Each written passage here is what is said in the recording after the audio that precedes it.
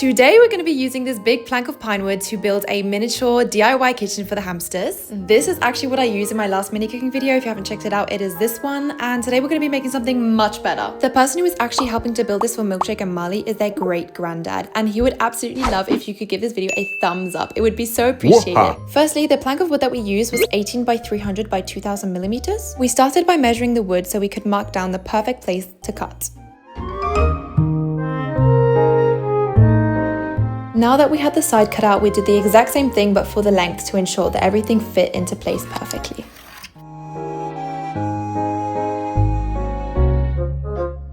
And it was obviously very important to double check that everything fit into place as we went along. Let me explain the real plan. With our plank of wood, we needed 230 centimeters for the side, 60 centimeters for the floor, and 63.6 centimeters for the back so it would fit. Up next was the second side, so we marked it at 30 centimeters and drew a line before cutting it out. You can never double check too much, so that is exactly what we did. And just like that, we cut our final piece. And before putting them together, we had to make sure that every single surface was smooth. The next step was to screw 3 holes onto the sides.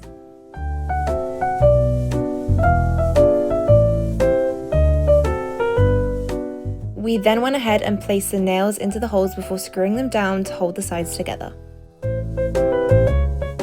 And repeat, we did the exact same thing for the other side.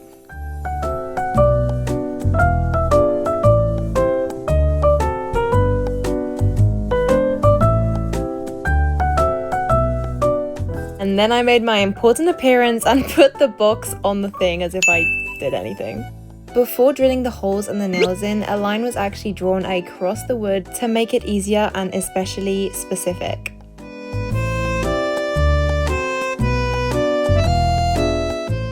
Finally, the last holes were made and the mini kitchen was actually starting to look like something. The last screws were driven into the wood and held it perfectly together, and I am so happy because honestly I didn't think it would hold this well. And this is what it looks like. One of the next steps was to sand it, and we were so lucky to have a sanding tool because honestly this would have taken way longer if we didn't have one.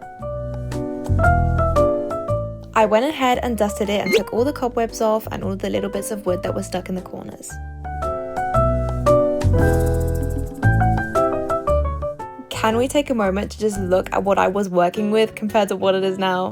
I'm trying to work out what I'm going to use as the base panels. I'm probably going to be using these, and I'm going to buy some more to put them on the opposite side. And here was my favorite part, obviously the painting. This was so satisfying to do.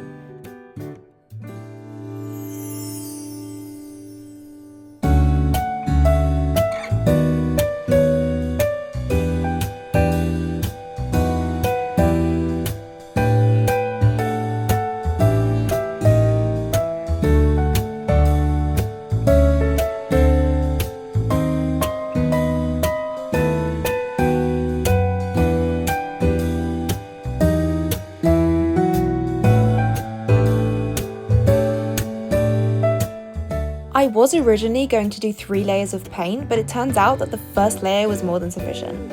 And finally, to finish this off, I went ahead and put the planks in as well as the decorations for the kitchen.